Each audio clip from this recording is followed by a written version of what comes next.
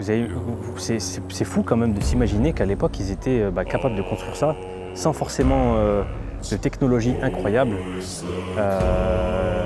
C'est waouh, c'est waouh. Il y a 400 ans, les amis, il y a 400 ans, ils ont construit ce monstre marin qui malheureusement s'est échoué, mais qui a été super bien conservé.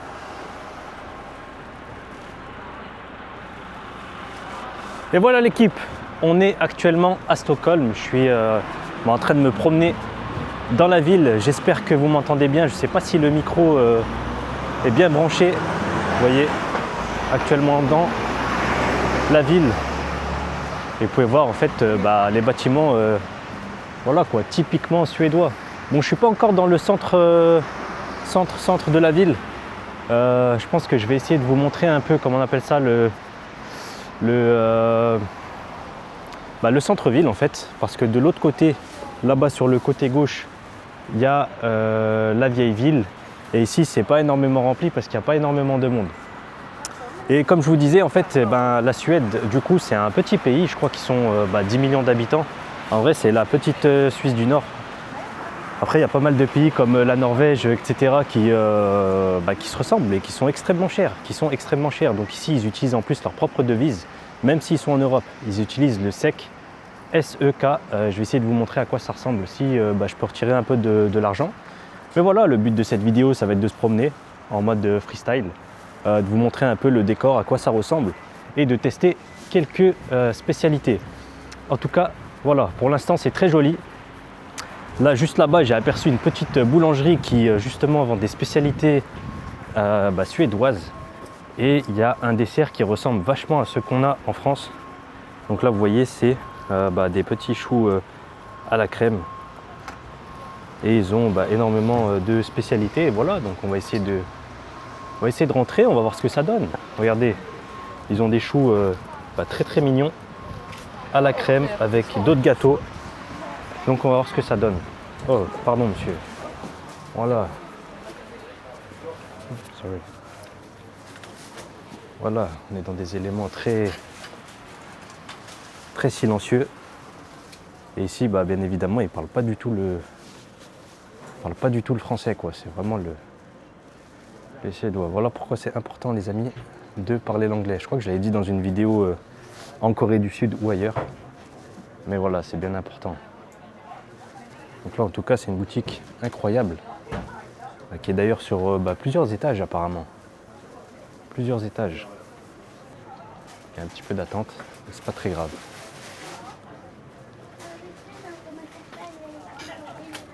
Ah merde. Du coup, apparemment, il fallait prendre un petit ticket. No, that's okay. No worries. That's okay. No worries. You can go. Sure. Yeah, I'm sure. That doesn't feel fair. No worries. I didn't know, but yeah. Oh, come on. That's kind. It's not right. Thanks a lot. Moi, apparemment, il fallait prendre un petit ticket. Je l'avais pas pris, mais la dame, elle est gentille, elle me l'a échangé. Incroyable. Sorry. Can I have one of these, please? Yeah. To take away or take here? To take here. Incroyable. On va tester ça. Je sais pas ce que c'est.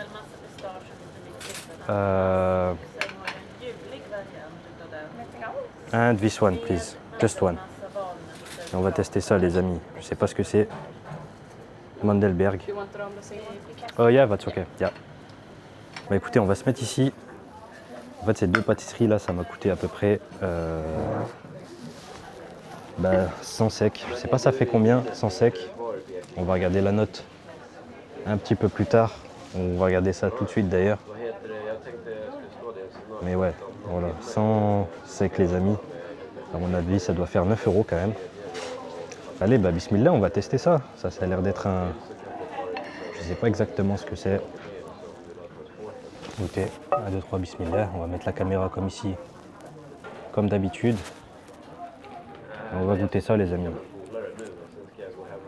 Alors, je sais vraiment pas ce que ça donne. J'ai l'impression que c'est du... Voilà quoi, du gâteau avec les cacahuètes, la pâte. 1, 2, 3, bismillah.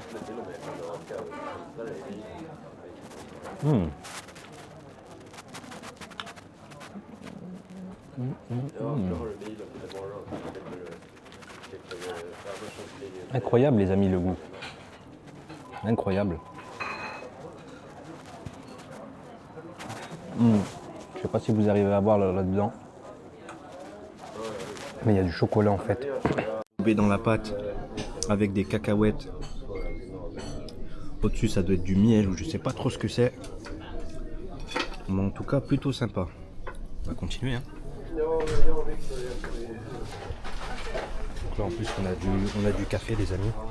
Je pense que je vais en prendre une tasse de café parce que vu le prix, je pense qu'on peut se faire plaisir.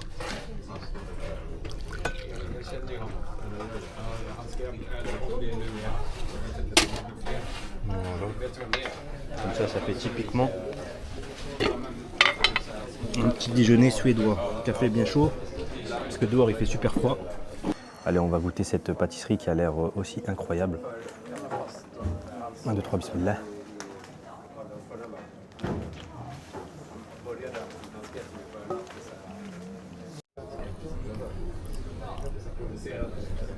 Alors, en termes de goût, il y a une très forte ressemblance avec un dessert marocain. Et, en fait, c'est une brioche. Une brioche a quelque chose, mais je ne saurais pas vous dire. Vous voyez, c'est un peu vert. À mon avis, il y a de la pistache à l'intérieur. Mais je ne saurais pas vous dire exactement ce que c'est. Les amis, désolé. Le micro ne fait que se couper. Je ne sais pas du coup si la vidéo elle va sortir. Mais en tout cas, voilà, je disais juste que le dessert a une très forte ressemblance avec un dessert marocain. Mais je ne saurais pas vous dire lequel. En tout cas, c'est super bon.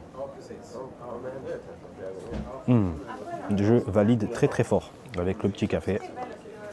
Incroyable.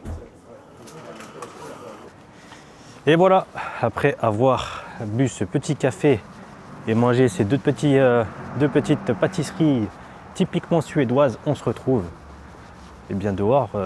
Écoutez, je suis en train de marcher là, j'essaye de découvrir un peu la ville. Là, je ne sais pas ce qu'il y a à ma droite. C'est sûrement une énorme église. Une énorme église. Je ne sais pas si on peut y rentrer, mais elle est jolie. Elle a son petit charme avec ses petites briques rouges. Voilà, donc là, écoutez, je suis en train de marcher. Je voulais vous faire découvrir aussi un truc qui est incroyable à Stockholm, en Suède. En fait, c'est un ancien navire qui a été récupéré. En fait, c'était un navire qui avait échoué en 1600. En fait, ils avaient fait des petits tests. Et malheureusement, il a échoué en 1600 et ils ont récupéré le navire récemment, je crois qu'il y a 75 ans, en 1957, quelque chose du genre. Donc c'est quelque chose à voir parce que c'est un navire qui date des années 1600, qui a été récupéré, qui a été hyper bien conservé depuis.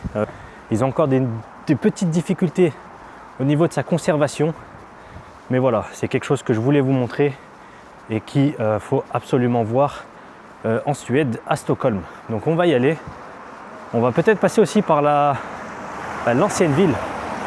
Là, j'ai fait exprès de passer par des zones un peu plus, on va dire, moins fréquentées. Parce que là, les zones là-bas, elles sont trop remplies. Donc, c'était pas, je pense, le mieux pour le vlog. Bon, actuellement, je suis revenu dans la zone un peu plus, on va dire, fréquentée. Parce que j'avais pas le choix. Mais vous voyez au fond, on se dirige tout droit vers l'ancienne ville. Enfin, je sais pas comment ils appellent ça. C'est un peu comme à Lyon, avec le vieux Lyon. Je crois que ça s'appelle le vieux Stockholm en fait. Finalement, c'est pas plus compliqué que ça. Donc, on va essayer de se diriger vers là-bas, vers l'ancienne, le vieux Stockholm. Et ensuite, on pourra faire le musée tranquillement. Je pense qu'il va être incroyable. Donc là, vous avez vu pas mal de boutiques pour les touristes avec des cartes postales, etc. Rien d'incroyable pour l'instant. Après, vous avez pas mal de restaurants touristiques aussi. Mais je pense que vous allez bien aimer le vieux Stockholm. En fait, j'y suis déjà allé hier. Et ça avait son petit charme. Bon, petit point négatif ici, c'est comme je passe de Marrakech à la Suède, il fait super froid. Il fait vraiment super froid, il fait là moins 2 degrés. Donc voilà, et il fait nuit super tôt aussi. Dites-vous que là il est 14 h, à 15 h, la nuit elle sera déjà tombée. Donc voilà quoi, elle sera déjà tombée. Les journées sont assez courtes. En plus en ce moment j'ai de la chance parce que du 9, non je crois que c'est du 6 au 16 décembre, c'est la fête des Lumières. Du coup la nuit, vous pouvez voir pas mal de choses illuminées. Bon, voilà à quoi ça ressemble, je crois qu'on s'approche par là-bas du Parlement suédois. Mais voilà, là incroyable, là vous avez vu toutes les installations lumineuses pour la nuit. Et là donc le vieux Stockholm, c'est juste derrière cet énorme bâtiment, ce Parlement, très bien conservé aussi. Et là-bas encore un autre pont. Donc voilà, c'est très stylé. Malheureusement la météo n'est pas avec nous aujourd'hui, donc un peu compliqué. Il pleut. Là-bas vous avez un homme qui pêche tranquillement. Je me demande ce qu'il y a à pêcher là-dedans.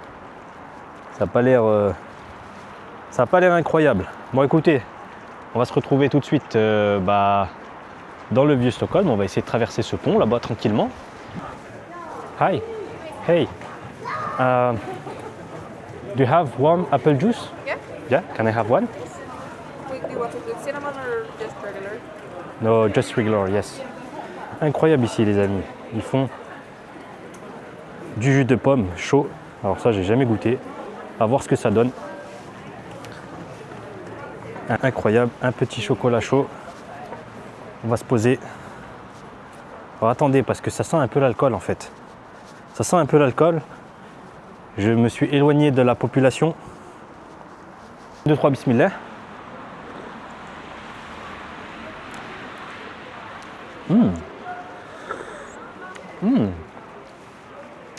Bah écoutez les gars, du jus de pomme chaud.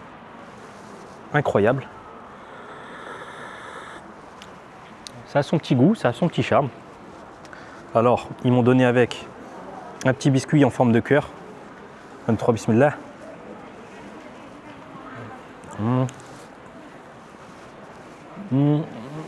Ça aussi, c'est plutôt pas mal. C'est un petit goût de... C'était un petit biscuit au cinnamon. Je sais pas comment on appelle ça en français. Vous voyez l'ancienne ville juste derrière. Voilà, incroyable. C'est coloré, c'est joli, c'est mignon. Comme je vous ai dit, vous venez ici avec votre petite femme, un petit jus à la pomme chaud. Et voilà, vous êtes bien, faites plaisir. Faites plaisir, regardez les bâtiments. Voilà. Et les bâtiments colorés. C'est très joli. Bon, je ne sais pas s'ils ont d'autres spécialités, je ne vais pas forcément non plus tout tester. Voilà, parce que mon estomac va prendre un coup. Mais en tout cas, c'est extrêmement mignon. Je ne sais pas si vous arrivez avec les petites ruelles aussi là, juste ici. Alors ça, c'est incroyable. On va se perdre un peu ici. Vous voyez, des petites habitations magnifiques. A few moments later. Et voilà les gars, on y est finalement au musée que je voulais visiter. Incroyable entrée et encore une fois, incroyable la petite ambiance par ici. Elle est plutôt mignonne. Écoutez, on va rentrer dans le musée, on se retrouve directement là-bas. Incroyable les gars, on est en train de se diriger vers le musée avec des énormes portes et des énormes boules. Voilà. Alors, franchement incroyable. Bon, l'entrée elle m'a coûté à peu près, je crois, 20 €. Mais voilà, 20 € c'est pour participer justement à la conservation de ce monument incroyable. Et est-ce que vous êtes prêts les amis? Je vais vous montrer ça. 1, 2, 3. Regardez. En fait, je ne sais pas si vous vous rendez compte, mais les gars, on parle d'un bateau qui a été construit dans les années 1600. Il a été construit en 1627. En 1627 et il s'est échoué en 1628 pardon. Il a été construit en 1628 et je crois qu'ils avaient fait à l'époque appel à un néerlandais, donc c'était un architecte de renom et voilà, en fait ils l'ont construit en 1628, ils l'ont inauguré en 1628 justement. Je ne sais pas si vous vous rendez compte en fait de la taille du machin, mais c'est énorme. On parle d'un bateau qui pouvait accueillir 430 personnes, je crois, un équipage de 430 personnes. Et en fait, malheureusement, il s'est échoué parce que la structure du bateau n'était pas adéquate et n'a pas été bien pensée en fait. N'a pas été bien pensé. En fait, il penchait de droite à gauche comme ça. Et au moment où ils ont essayé de l'inaugurer, voilà. Il s'est passé ce qu'il s'est passé, mais en tout cas, il est incroyablement bien conservé. On va essayer de faire le tour, on va essayer de voir un peu les détails. Apparemment, là, ils ont encore quelques défis de conservation par rapport au bois qui se détériore petit à petit. Mais en tout cas, vous pouvez apercevoir, et c'est quand même une prouesse incroyablement incroyable, le fait qu'ils l'aient récupéré comme ça. Je crois qu'ils avaient creusé 6 tunnels en dessous de l'eau pour le récupérer sans l'abîmer. Et je ne sais pas si vous arrivez à bien voir les structures là, mais regardez à quel point elles ont été bien conservées. On a même ici les statues, les petites sculptures hyper détaillées. Et apparemment on a quelques parties aussi qui ont gardé leur couleur. Bon voilà les amis, je ne sais pas si vous voyez bien le bateau comme ça à l'arrière. Je vais vous faire un petit tour aussi, peut-être des images un peu à la fin. Mais voilà, on parle d'un bateau qui a été construit en 1600 les amis, en 1600, il y a 400 ans. Je ne sais pas si vous vous rendez compte à quel point il a été bien conservé. Et il a été récupéré avec pratiquement aucune casse. Vous imaginez quand même à l'époque, ils faisaient des batailles avec des bateaux de ce type. Donc là, en fait, on parle, voilà quoi, du bois des années 1600. Du bois des années 1600. C'est quand même une folie, hein. Regardez les sculptures juste au-dessus. Comment elles ont été hyper bien conservées. Je m'imagine bien, moi, à l'époque, dans ce genre de navire. Voilà. Pour conquérir de nouvelles choses, pour ne pas aller trop loin. Vous voyez, à l'époque, ils pouvaient contenir plus de 30 canons, apparemment, et 14 de chaque côté, donc 14 ici et 14 de l'autre côté. Donc, incroyable. Et apparemment, il y avait plus de 250 personnes qui dormaient entre les canons. Donc là, malheureusement, on ne peut pas bien voir à l'intérieur. Mais voilà, vous voyez toutes les ouvertures avec les canons. Et là, waouh, on voit encore une autre partie qui a été super bien conservée, qui est tout simplement magnifique, sur l'arrière du bateau. D'ailleurs, c'est quand même incroyable qu'ils aient pu récupérer le bateau, je ne sais plus à combien de mètres de profondeur, sans l'avoir cassé ou l'avoir endommagé, quoi. Donc voilà, je ne sais pas si vous arrivez à voir, les gars, les détails. Waouh, incroyable quand même. Et là, vous voyez, ce sont des soldats romains. Des soldats romains. Et apparemment, les soldats romains à cette époque, ils étaient admirés. Voilà, comme étant un modèle pour avoir une certaine force. Et voilà, donc en fait, c'est justement Gustave Adolphe à l'époque, il voulait représenter la Suède comme étant l'équivalent à l'Empire romain. Et donc voilà, ils étaient admirés, c'est pour ça qu'on les voit un peu de partout. Je ne sais pas si vous arrivez à voir ici de l'autre côté la structure du bateau, l'arrière du bateau. Waouh! En fait, peut-être qu'à la caméra, vous n'imaginez pas la taille de la chose. Mais là, c'est incroyable. C'est énorme. C'est énorme. Et donc là, ils avaient fait ces structures aussi pour protéger le bateau. Et là, transom, je ne sais pas ce que ça veut dire en français. Ah ok, donc en fait, ils avaient fait ça pour montrer que ce bateau, il appartenait à Gustave Adolphe à l'époque. Et que chaque sculpture, elle montrait sa puissance. Wow. Là, on a d'autres parties, mais je crois que ça, c'est des parties reconstituées. Et c'était à l'époque, en fait, on avait ces parties-là, mais qui étaient colorées. Donc on a perdu un peu de ces couleurs, c'est normal, hein, parce qu'on avait ça